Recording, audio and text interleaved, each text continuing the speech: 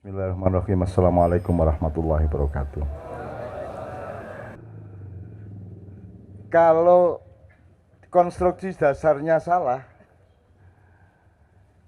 kalau kita pakai analogi kapal, kalau kapal besarnya itu memang salah konstruksi, jadi dia goyang terus karena ada ketidakseimbangan, karena ada ketidaktaatan kepada hukum gravitasi, gitu ya.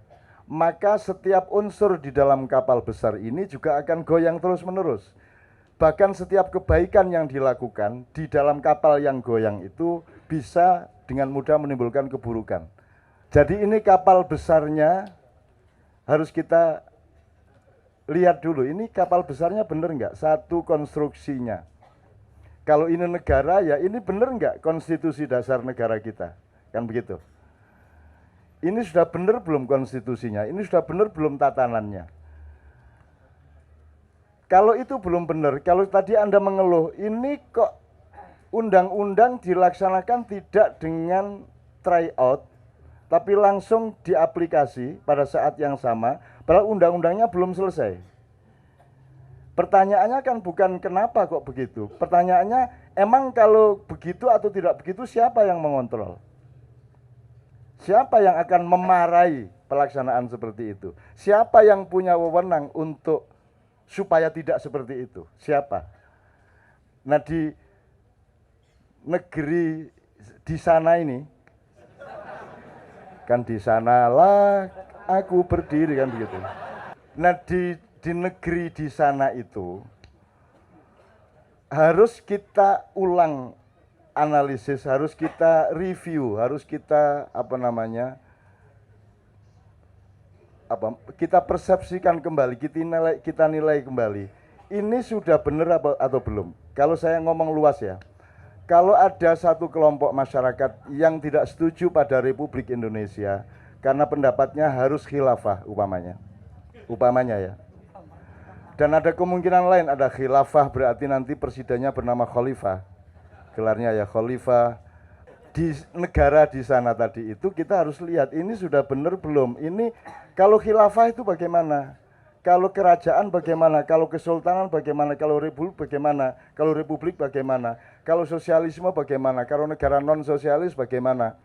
Itu kita harus lihat kembali. Kalau kita ngomong khilafah upamanya ini, kalau Anda ngomong khilafah, teman-teman sekalian, maka tidak ada negara. Tidak ada kerajaan. Kalau ngomong khilafah, tidak ada republik, tidak ada apapun, karena seluruh umat manusia di dunia itu satu khilafah. Karena Nabi Muhammad yang membawa khilafah ini didahului oleh nabi-nabi sebelumnya yang memang memimpin kelompok-kelompok, suku-suku, bangsa-bangsa, lokal-lokal. Tapi begitu Muhammad datang, tidak diberi bentuk lokal, tapi universal. Jadi kalau mau khilafah seluruh dunia. Dari situ. Semua jadi satu. Terserah mau Donald Trump apa mau siapa, khalifahnya monggo. Maka tidak penting republik atau bukan republik, tidak penting sultan atau kerajaan. Yang penting adalah semua umat manusia yang bersama-sama hidup di dunia itu menjamin bahwa dia saling mengamankan satu sama lain. Sistemnya terserah, bentuknya terserah, tapi ada jaminan di antara mereka. Kalau ke atas namanya iman, kalau di antara manusia namanya trust, namanya saling mengamankan, maka namanya Amirul Mukminin, yang memimpin keamanan satu sama lain. Apa yang harus aman? Satu, nyawanya tidak akan diganggu-ganggu. Nomor dua, martabatnya tidak akan dihina-hina. Teorinya menurut Rasulullah, satu, mengamankan nyawa setiap orang, mengamankan martabat setiap satu sama lain. Jadi tidak saling menghina, tidak saling melecehkan, tidak saling merendahkan.